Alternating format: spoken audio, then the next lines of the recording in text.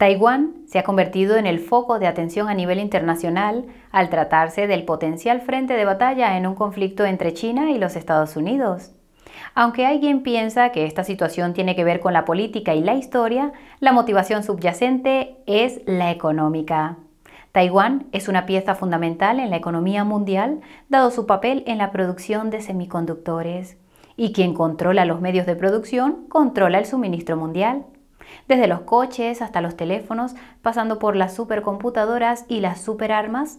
Por eso, a principios de este año, un think tank estadounidense realizó un juego de guerra que enfrentaba a los Estados Unidos y a China en una hipotética batalla por el control de esta industria.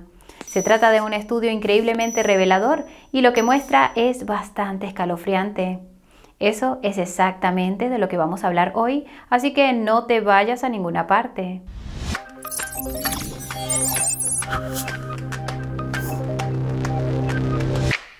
Para comprender la importancia de Taiwán en la economía mundial, es necesario conocer un poco más la industria global de los semiconductores.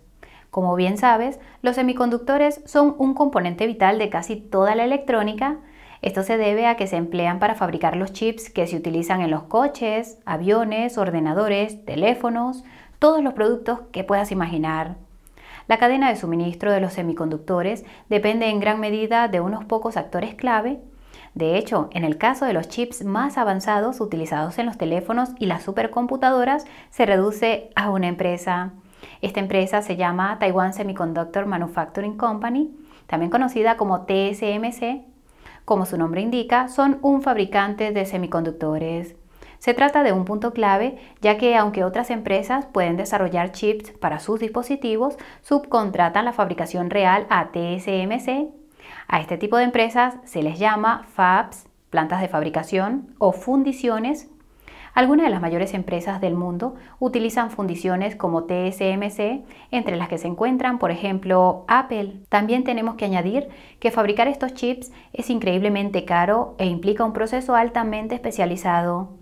TSMC en particular y Taiwán en general han perfeccionado esta tecnología, lo que les sitúa décadas por delante de la competencia. Por tanto, a las empresas les resulta mucho más rentable recurrir a las fundiciones que intentar hacerlo por su propia cuenta. El problema es que muchas empresas dependen de TSMC y con esto queremos decir que el grado de dependencia es muy alto.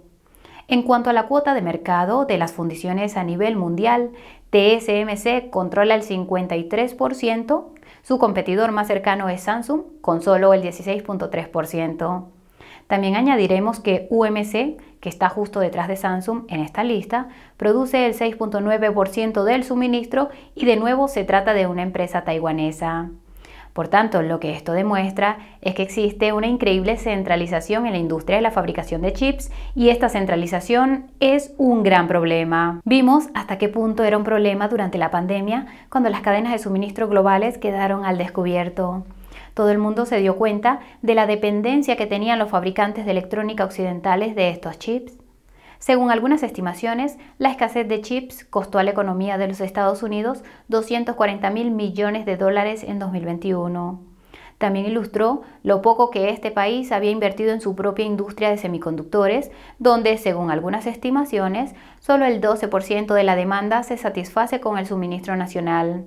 Esta situación fue un impulsor clave de la ley CHIPS que fue aprobada recientemente. Por supuesto, no solo los Estados Unidos dependen en gran medida de los chips procedentes de Taiwán, también es el caso de China. Aunque este país fabrica semiconductores a través de su empresa SMIC, son del tipo menos sofisticado, siguen necesitando los avanzados chips fabricados por TSMC. Debido a las sanciones impuestas por los Estados Unidos a gran parte de su industria tecnológica, Pekín ha buscado activamente construir su propia industria de semiconductores avanzados y lo ha hecho robando los mejores talentos de Taiwán. Esto es especialmente preocupante, sobre todo en el ámbito de los diseños y la propiedad intelectual de los Estados Unidos que se encuentran en TSMC. El acceso a la propiedad intelectual y a los conocimientos técnicos para construir estos chips podría dar a los chinos una ventaja sobre los Estados Unidos.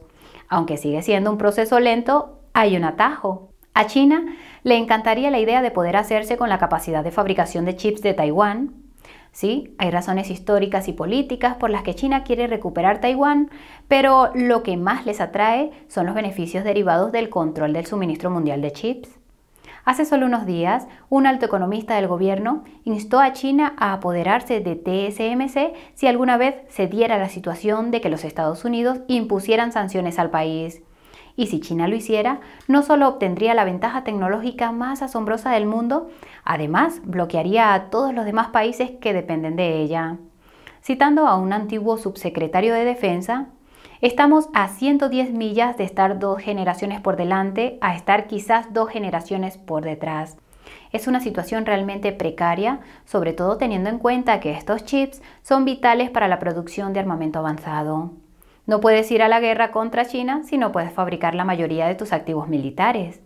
También existe una profunda preocupación por el robo a gran escala de la propiedad intelectual que poseen estas empresas. Por eso creemos que si China intenta tomar Taiwán, no lo hará con una lluvia de misiles. No quieren matar a la gallina de los huevos de oro. Trataremos este tema en un segundo. Por su parte, Taiwán no ignora el papel que desempeña su industria de los semiconductores en el mundo. Es consciente de que esta es una de las razones por las que los Estados Unidos aún consideraría defender a Taiwán en caso de invasión.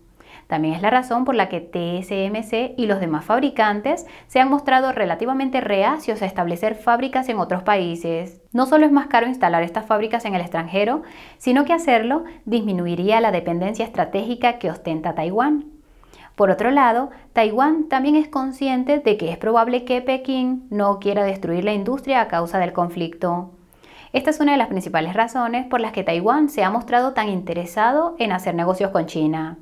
Cualquier interrupción de la cadena de suministro por un conflicto total en la isla también paralizaría la industria china de fabricación de productos electrónicos.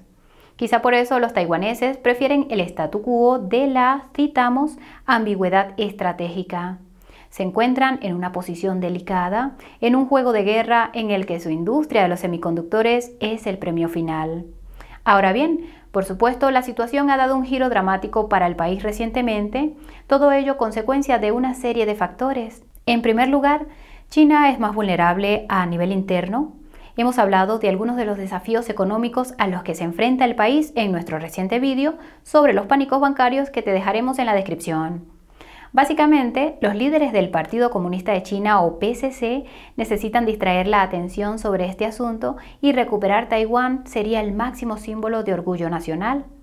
Tampoco debemos olvidar que Xi Jinping aspira a ser reelegido para un tercer mandato, algo que no tiene precedentes y hecho por el cual no puede parecer débil.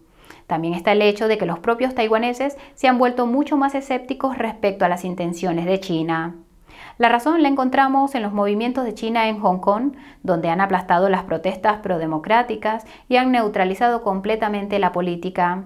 Un país, dos sistemas. Por último, hace unos días, Nancy Pelosi visitó la isla.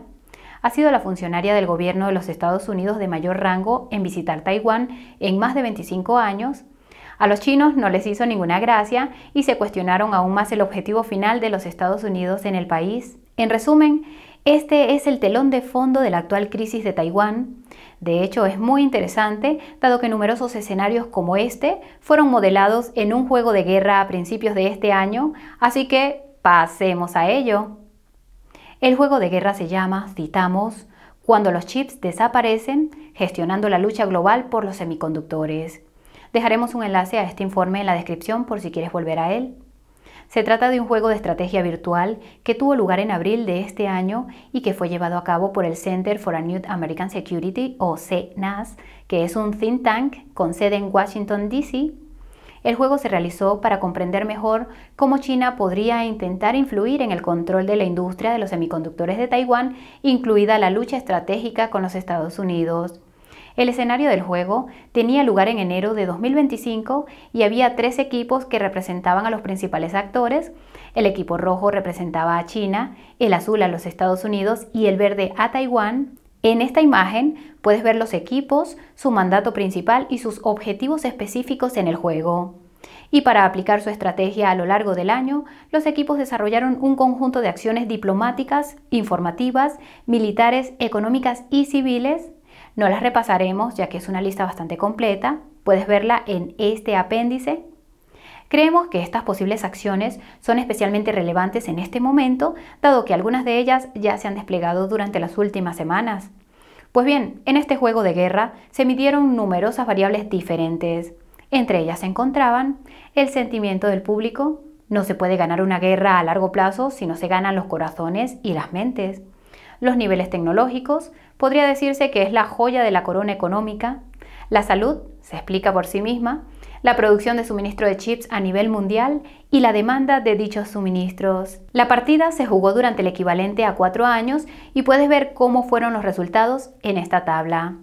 Sabemos que puede parecer un poco complicado y difícil de interpretar, pero lo importante es conocer los movimientos que realizaron los jugadores, ya que nos ayudará a hacernos una idea clara de lo que podría ocurrir en la vida real. En primer lugar, Taiwán sabe que ocupa una posición indispensable en el centro de la industria mundial de los chips. Como hemos mencionado antes, la dependencia global de sus chips actúa como un mecanismo de seguridad inherente. A esto se le denomina citamos, escudo de silicio que Taiwán coloca alrededor del país. Esto compensa las deficiencias que existen con la Ley de Relaciones Exteriores de Taiwán, en esencia la política exterior de ambigüedad estratégica. Por cierto, si quieres conocer los detalles de esta Ley de Relaciones Exteriores, te dejaremos un enlace a algunas fuentes en la descripción. Merece la pena que le dediques un poco de tiempo. En definitiva, en el juego, la posición de Taiwán potencia el acceso diplomático de Taipei y su influencia en la mesa de negociaciones internacionales. Sin embargo, con una China revisionista cada vez más asertiva, este escudo se parece más a un lastre. La razón es que Pekín conoce la importancia de la ventaja tecnológica que supone el control de estos fabricantes de chips. Mientras China se dedica a atraer a los ingenieros de semiconductores y a robar tecnologías vitales a Taiwán, la Unión Europea y los Estados Unidos están cortejando a TSMC para impulsar la producción en sus países. El único problema, tal y como se ilustró en las acciones del equipo verde durante el juego, es que cualquier erosión de la cuota de mercado o de la producción de TSMC en el país debilitaba su escudo de silicio. Sí, se trataba de un trofeo para los chinos, pero sin este escudo no habría ayuda occidental y China no tendría reparos ni resistencia a la hora de reclamar Taiwán, ya que lo consideran una provincia de China. En cualquier caso, el equipo verde también era consciente de que la fabricación de sus propios chips por parte de China era otra amenaza para la dominancia y por tanto la seguridad de su propia industria de chips. Así que en el juego intentaron aumentar la dependencia china de los chips de TSMC.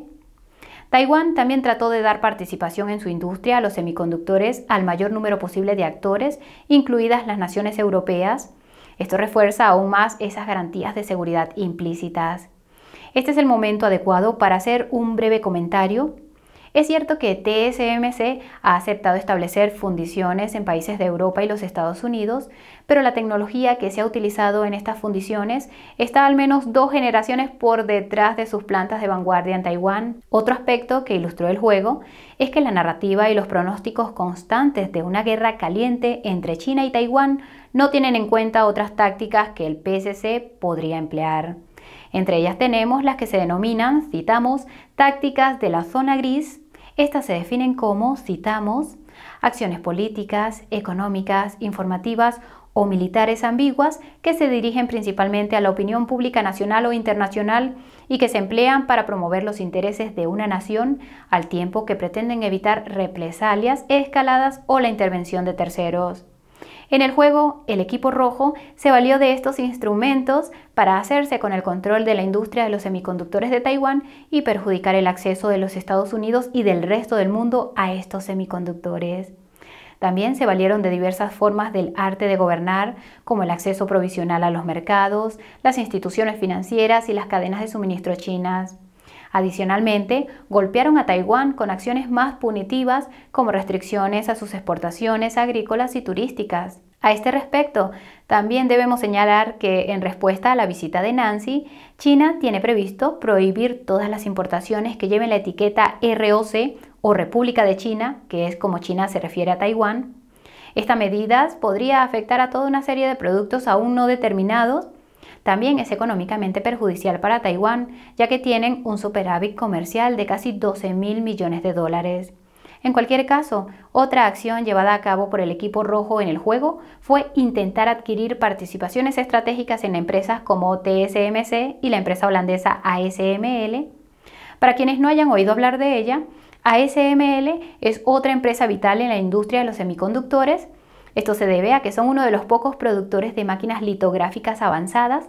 Estas máquinas pueden costar más de 200 millones de dólares y se utilizan en la producción de los chips. A propósito, los Estados Unidos están presionando activamente al gobierno holandés para que prohíba las exportaciones de máquinas de ASML a los chinos, lo que demuestra la importancia de esta empresa en la cadena de suministro. No obstante, volviendo al juego, el equipo rojo trató de combinar las medidas de tipo punitivo con tácticas diplomáticas e informativas, incluyendo elementos como los acuerdos comerciales preferenciales y complejas campañas de desinformación para dar forma a la narrativa y alterar la percepción del público. Esto es algo que, por supuesto, ya ha estado ocurriendo. Han estado intentando forjar al menos 10 acuerdos de libre comercio, con 8 más en fase de estudio.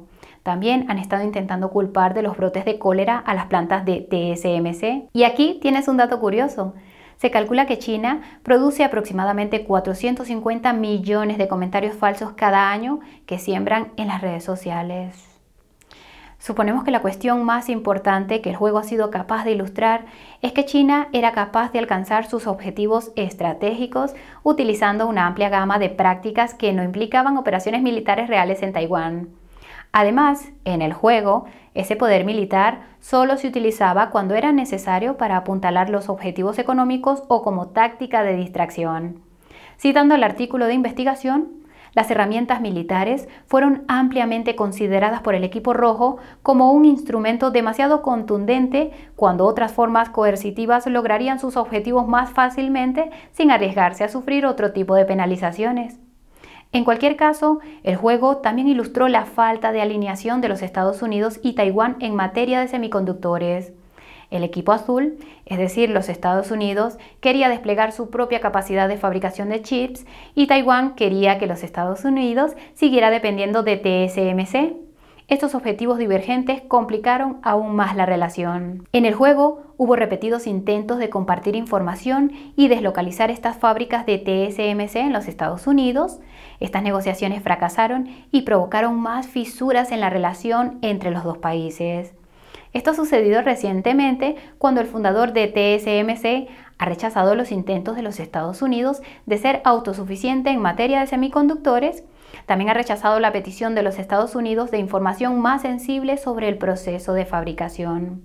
El juego de guerra se complicó aún más con la incorporación de otros países para añadir más dinamismo. Se trataba de países con un papel fundamental en el sector de la fabricación de chips, como Corea del Sur, Japón y Holanda. Como hemos mencionado antes, un movimiento del equipo rojo fue intentar adquirir una parte de la empresa holandesa ASML. Esta falta de alineamiento entre los Estados Unidos, otros países y Taiwán creó importantes vulnerabilidades que China pudo explotar eficazmente. El equipo rojo lo hizo abriendo brechas entre los Estados Unidos, Taiwán y otras naciones. Por ejemplo, ofrecieron incentivos económicos y educativos para reclutar talento de Taiwán, Corea del Sur, Japón y los Países Bajos. Por su parte, el equipo azul también intentó comprometerse con otros aliados, incorporando grupos multilaterales existentes, como un diálogo de seguridad a varias bandas entre los Estados Unidos, Japón, Australia y la India. Esto demuestra que una respuesta multilateral a la seguridad global de los semiconductores es más útil que las acciones bilaterales. Citando a los autores, el alcance, el coste y la complejidad de la cadena de suministro mundial de los semiconductores requiere una cooperación a esta escala. En definitiva, en esto consistió este juego de guerra. Demostró que un conflicto importante en Taiwán era el resultado menos deseable para todos los participantes. También ilustró hasta qué punto podían producirse maniobras peligrosas cuando todos los actores intentaban alcanzar sus objetivos estratégicos. El juego de guerra también fue útil ya que permitió a los autores elaborar un montón de recomendaciones sobre cómo los Estados Unidos pueden asegurar su suministro de semiconductores. No vamos a repasarlas aquí, pero te animamos a que leas el informe cuando tengas tiempo. La aplicación de estas medidas podría ser una de las únicas formas de evitar que aseguremos los suministros vitales y mantengamos la tecnología avanzada fuera de las manos del PCC, todo ello evitando la Tercera Guerra Mundial. Entonces, ¿qué significa este juego de guerra para la situación actual en la que nos encontramos? Significa que podemos ser cautelosamente optimistas sobre la perspectiva de evitar una guerra caliente en Asia. En Taiwán existe una red de interdependencia increíblemente compleja que disminuye el apetito por un enfrentamiento abierto. Algo que este juego de guerra nos ha mostrado es lo importante que es la industria de fabricación de chips de Taiwán para su seguridad. Dudamos que los países occidentales estuvieran tan dispuestos a acudir en su ayuda si no hubiera un aspecto de seguridad nacional en la cadena de suministro de chips. Ya sea por diseño o por casualidad, Taiwán se encuentra en una posición favorable y debería tener mucho cuidado con cualquier movimiento que disminuya la dependencia de otros países de su suministro de chips y tecnología. Este juego de guerra también ha demostrado lo mal que han invertido los Estados Unidos en el sector. Un dato curioso: en 1990, los Estados Unidos fabricaban el 80% de los semiconductores del mundo. Hoy, esta cifra es inferior al 20% y disminuye cada día.